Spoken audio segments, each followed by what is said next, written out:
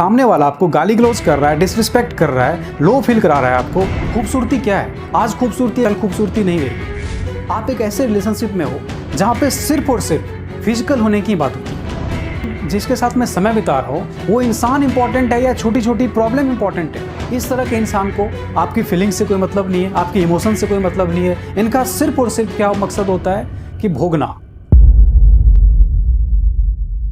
5 sign that you are in a bad relation. दोस्तों आज मैं आपको 5 ऐसे साइन बताने जा रहा हूं जिसे जान करके आप बहुत ही अच्छी तरह से आप पहचान सकते हो कि आप जिस भी इंसान के साथ आप समय बिता रहे हो या जिस भी रिलेशनशिप में आप हो वो रिलेशन एक गुड रिलेशन है या एक बैड रिलेशन है। The first sign of a bad relation is disrespect.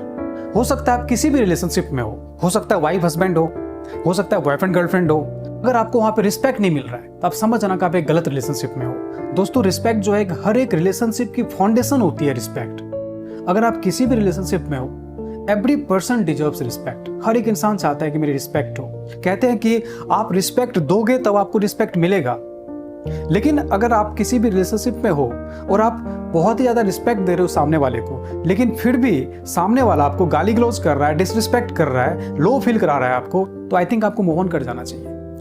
Number 2 sign that you are in a bad relation is looks और पैसे को देख करके रिलेशनशिप में आना। दोस्तों आपको पता है कि आज के डेट में क्या हो रहा है। आज के डेट में मैक्सिमम लोग लुक्स देखते हैं और पैसे देखते हैं। लुक्स अच्छा है, पैसे अच्छे हैं तो रिलेशनशिप में आ जाते हैं, उनसे शादी विवाह रचा लेते हैं। लेकिन दोस्तों आपको यहाँ पे समझना होगा कि पैसा क्या है। पैसा एक रिसोर्स है। आज पैसा है कल पैसा नहीं होगा। खूबसूरती क्या है? आज खूबसूरती कल खूबसूरती नहीं रहेगी। आज बॉडी बिल्डर हो कल आप बॉडी बिल्डर नहीं होगे, क्योंकि हर एक दिन हमारा शरीर बूढ़ा होता जा रहा है। तो आप जिस रिलेशनशिप में आ रहे हो उसका फाउंडेशन क्या है? किस बेसिस पे आप रिलेशनशिप में आ रहे हो? वो बेसिस है लुक्स एंड मनी। अगर आप मनी और लुक्स की वजह से आप रिलेशनशिप में आ रहे हो तो I am really sorry guys, माफ करना मुझे, शायद आप गलत रिलेशनशिप में हो सकता है दोस्तों आप बहुत ज्यादा खूबसूरत हो, लेकिन आपको पता होना चाहिए कि खूबसूरती की भी एक उम्र होती है।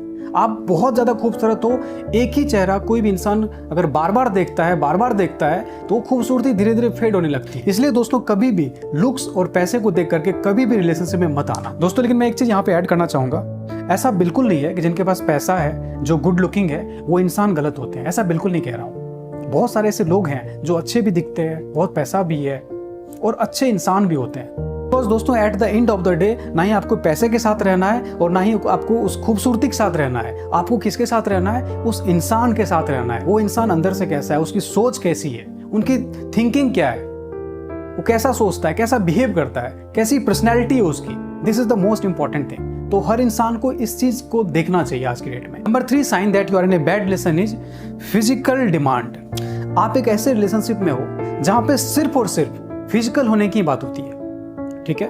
या लड़का हो या लड़की, उनका सिर्फ और सिर्फ इंटेंशन क्या होता है? लस्ट, सेक्स, सिर्फ और सिर्फ यही इंटेंशन होता है। अगर आप इस तरह के रिलेशनशिप में हो तो जितनी जल्दी हो सके इस रिलेशनशिप को त्याग दो आप। इस तरह के इंसान को आपकी फीलिंग से कोई मतलब नहीं है, आपकी इमोशन से कोई मतलब नहीं है। इनका सिर्फ और सिर्फ क्या मकसद होता है कि भोगना। भोगवादी लोग होते हैं। सिर्फ और सिर्फ ये हो सकता है इसमें लड़कियां भी हो सकता है इसमें लड़के भी हो। सिर्फ और सिर्फ यही इंटेंशन, भोगना।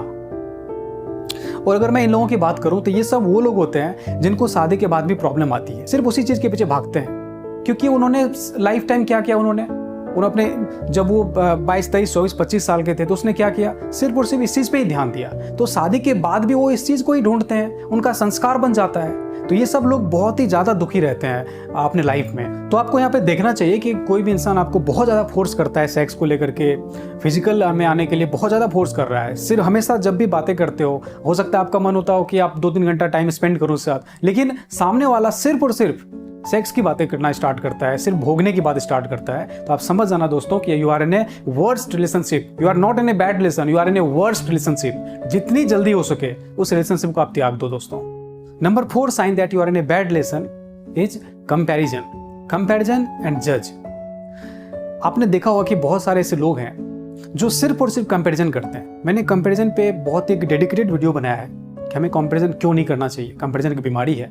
तो रिलेशनशिप को जो टूटती है, जो गंदे जो बेकार रिलेशनशिप होते हैं, उसका एक और जो सबसे इंपॉर्टेंट रोल प्ले करता है वो होता है कंपैरिजन। हम लोग एक दूसरे से कंपैरिजन करते हैं। हम लोग दूसरे कपल को देखते हैं, उनकी हाइट अच्छी है, वो ब्रांडेड कपड़े पहने हैं, उनके पास गाड़ी है, हम लोग एक दूसरे से फाइट करना स्टार्ट करते हैं। इवन शादी से पहले भी और शादी के बाद भी हम लोग एग्जाम्पल देते हैं, उनको देखो, उनके पास कितना अच्छा घर है, कितनी अच्छी गाड़ी है। हम लोग अपने वाइफ हस्बैंड एक दूसरे से लड़ना झगड़ना स्टार्ट करते हैं, डिमांड रखते हैं, मेरे पास ये नहीं है, मेरे पास वो नहीं है, उनके पास ये है। कंपैरिजन का मतलब ही होता है कि अपनी लाइफ का कंट्रोल किसी और के लाइफ में, किसी और के हाथ में दे देना। ठीक है, आप एक यूनिक पर्सनैलिटी हो, लेकिन आपको अपनी खूबियां नहीं दिख रही है। आपको क्या दिख रही है? दुनिया वाले क्या कर रहे हैं, दुनिया वाले सब कंपैरिजन स्टार्ट करते हैं। जो कि होना क्या चाहिए, आपको खुद को देखना चाहिए कि मेरे पास आज इतना अच्छा घर है, इतना सब कुछ है, तो मुझे अपनी ओर देखना चाहिए। हम लोग क्या करते हैं? दूसरों को देखते हैं। सो कोशिश करो कि कभी भी रिलेशनशिप में आप हो तो कभी भी किसी के साथ कंपेयर नहीं करना है। Number 5 sign is ego. जो जितनी भी मतलब 90% से ज़्यादा रिलेशनशिप जो टूटती है, चाहे वो वेस्टर्न कंट्री की बात करूँ या मैं इंडिया की बात कर लूँ, कहीं की भी बात करूँ, उसमें सबसे इंपॉर्टेंट रोल जो प्ले करती है वो है ईगो, अहंकार। ईगो की वजह से ना जाने कितने सारे रिलेशनशिप टूटे हैं दोस्तों। इस ईगो ने हजारों लाखों परिवारों को तोड़ा है, हजारों लाखों रिलेशनशिप को पूरी तरह से बर्बाद करके रख दिया है। दोस्तों आज के डेट में हम लोग छोटी छोटी बात पे ईगो दिखाना स्टार्ट कर देते हैं। हम सब साथ रह रहे हैं, लड़के लड़कियां जो भी है, हम सब एक साथ रह रहे हैं, लेकिन फिर भी कुछ भी छोटी सी बात भी उसमें हम लोग ईगो दिखाना स्टार्ट कर देते हैं कि मैं क्यों पहले मैसेज करूं, वो पहले मैसेज करेंगे। और ये जो है ये बहुत ही बड़ा पॉइजन है हर एक रिलेशनशिप को तोड़ने का। अगर आप में ईगो है तो पहले ईगो को परखना स्टार्ट करो, ईगो को पहचानो। ईगो को पहचानने के बाद आप सबसे पहला प्रायोरिटी देखो कि रिलेशनशिप इज मोर इम्पोर्टेंट। हम जिसके साथ मैं समय बिता रहा हूँ वो इंसान इंपॉर्टेंट है या छोटी छोटी प्रॉब्लम इंपॉर्टेंट है। तो कभी भी आप किसी भी रिलेशनशिप में आओ तो ये देखो कि हमारा रिलेशन इंपॉर्टेंट है, हम दोनों को एक साथ रहना है, वो इंपॉर्टेंट है, ना कि छोटी छोटी बात पे ईगो दिखाना। ये इंपॉर्टेंट बिल्कुल नहीं है।